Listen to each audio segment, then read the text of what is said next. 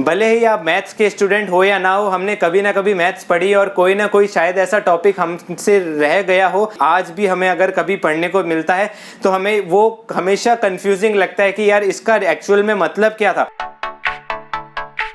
Hello everyone, welcome to this YouTube channel. आज की video एक मैथ्स के जनरल टॉपिक पे बेस्ड है जिसका नाम है पाई। ये कोई टॉपिक तो नहीं है बट हम इसे मैथ्स के जनरल नॉलेज के हिसाब से समझ सकते हैं, बिकॉज हमने कभी ना कभी जब भी मैथ्स पढ़ी तो पाई जरूर हमने काम में लिया है। जब भी हमको सर्कल का एरिया निकालना हो या उसका सरकमफेरेंस निकालना हो। सरकमफेरेंस क्या होता है? ये जो सर्कल के जो साइड में जो लेंथ है ना, ये जो टोटल बाउंड्री सी बनी हुई है, इसका जो लेंथ होती है इसी को हम सर्कल का पेरीमीटर भी कह सकते हैं या फिर इसको सरकमफेरेंस भी कहते हैं। इसका फॉर्मूला हमको ध्यान है क्या होता है, पाई आर स्क्वायर, या और सरकमफेरेंस का होता है 2 पाई आर। हम क्या करते हैं, जो भी सर्कल की रेडियस होती है, जैसे यहाँ पे 5 फीट लिखा है तो हम क्या करेंगे, पाई आर स्क्वायर में आर की जगह 5 फीट लिख दिया, इसका स्क्वायर कर दिया, और पाई की जगह हम यूज करते हैं 22/7।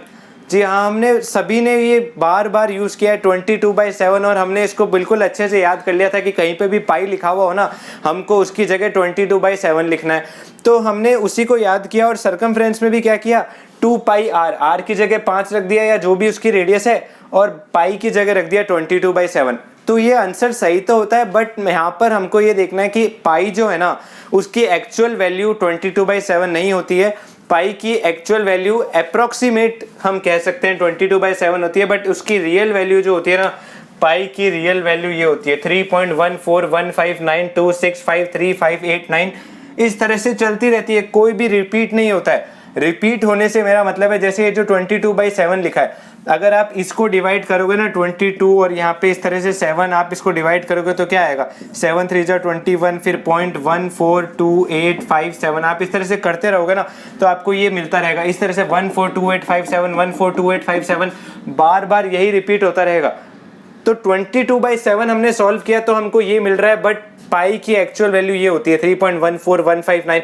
इसमें देखिए कुछ भी रिपीट नहीं हो रहा है, यही पाई की एक्चुअल वैल्यू है। इसी वजह से पाई जो है ना उसको इरेशनल नंबर कहते हैं, और ये जो नंबर है ना 22/7 ये नंबर रेशनल नंबर कहलाता है। रेशनल इरेशनल नंबर क्या होता है ये हम दूसरी वीडियो में देख सकते हैं, और इसमें पाई की जो ये वाली वैल्यू है ये कैसे आई हमको यही देखना है। तो देखिए हुआ क्या था, जो मैथमेटिशियंस थे उन्होंने ये देखा कि कोई भी जो सर्कल था ना, कोई भी सर्कल हो, बड़ा सर्कल हो या छोटा सर्कल हो, किसी भी टाइप के सर्कल में उन्होंने क्या किया, इसको मेजर किया। ये जो इसकी लेंथ है ना, उन्होंने क्या किया, यहाँ से मान लो स्टार्ट किया उन्होंने, यहाँ से लेके ऐसे होते होते होते होते होते टोटल यहाँ तक, ये जो टोटल इसको उन्होंने मेजर किया। तो ये जो भी लेंथ आई उन्होंने इसको नोट कर लिया। मान लो ये पहला सर्कल है, इसकी लेंथ आई C1 की वैल्यू कुछ भी हो सकती है, 20 सेंटीमीटर 30 सेंटीमीटर, कुछ भी वैल्यू हो सकती है C1 की। और उन्होंने क्या देखा, इसकी जो रेडियस होती है, सर्कल की जो रेडियस होती है ना, जैसे ये रेडियस है, मान लो इसको मान लो R1, ये पहला सर्कल है इसलिए R1 मान लिया, तो इसका डायमीटर क्या हो जाएगा D1, जो किसके इक्वल होगा 2 टाइम्स ऑफ R1 के। इसी तरह से ये बड़ा सर्कल उन्होंने लिया, इसका भी क्या है ना, यहाँ से लेके उन्होंने ये पूरी की पूरी लेंथ यहाँ से लेके यहाँ तक पूरी उन्होंने मेजर करी, और ये लेंथ निकली मान लो C2, और इसका डायमीटर मान लो, ये इसका सेंटर है और इसका डायमीटर मान लो D2 आ रहा है, वो किसके इक्वल हो जाएगा 2R2। इसकी रेडियस मान लो R2 है और इसका डायमीटर ये हो जाएगा और इसका डायमीटर ये रहा। तो इस तरह से उन्होंने बहुत सारे सर्कल बनाए और उन सभी में उन्होंने एक यूनिक चीज़ देखी। एक्चुअल में हो क्या रहा था, इन सारे सर्कल्स में उन्होंने क्या किया, इसके सरकमफ्रेंस, मतलब ये जो है यही सरकमफ्रेंस ही है, इसको उन्होंने क्या किया, मेजर किया। उनको फॉर्मूला नहीं पता था उस समय, उन्होंने इसको मेजर किया और क्या देखा कि C1 जो भी सरकमफ्रेंस है, C1 को अगर हम उस सर्कल के डायामीटर से डिवाइड करें C1/D1, इसी तरह से हम अगर इसके सर्कल को सरकमफ्रेंस को अपन डायामीटर से डिवाइड करें C2/D2, तो ये दोनों वैल्यू इक्वल आई। ये छोटा सर्कल है, ये बड़ा सर्कल है, फिर भी ये दोनों वैल्यू इक्वल आई। इस तरह से आप किसी भी सर्कल का आप सरकमफ्रेंस ले लो और उसका डायमीटर ले लो, इन दोनों को हम इस तरह से जब डिवाइड कर रहे हैं ना, उसका आंसर आया पाई, और उस पाई की वैल्यू थी ये जो आपके सामने लिखी 3.1415926। तो ये एक यूनिक प्रॉपर्टी थी और इसी से उन्होंने इस फॉर्मूले को बनाया। ये फॉर्मूला इसी से आया है। देखिए ये जब उन्होंने देखा ये जो रेशियो है ये इस तरह से उन्होंने इसको डिवाइड किया तो देखिए क्या आ रहा है, C/D इज इक्वल टू पाई। और यहाँ पे अगर हम C की वैल्यू निकालें तो C की वैल्यू क्या आएगी, पाई इंटू D।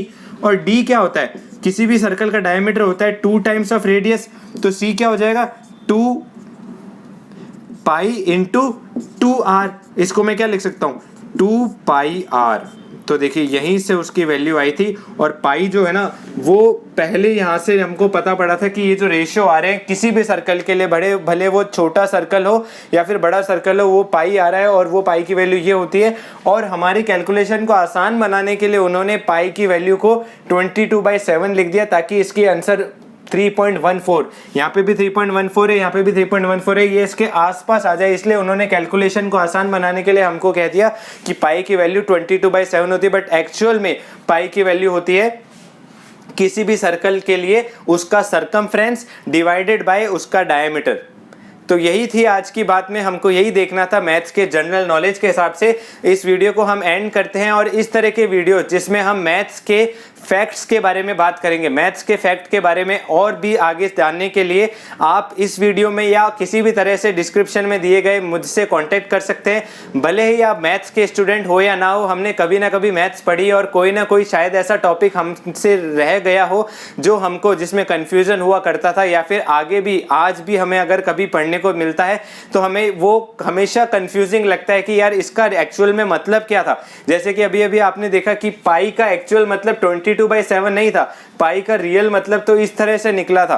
तो इसी तरह के वीडियोस आगे देखने के लिए आप सब्सक्राइब करिए, लाइक करिए, शेयर करिए और कमेंट में अपना डाउट लिख सकते हैं, नए टॉपिक्स मुझे सजेस्ट कर सकते हैं मुझे कांटेक्ट करके। सो इस वीडियो को एंड करते हैं।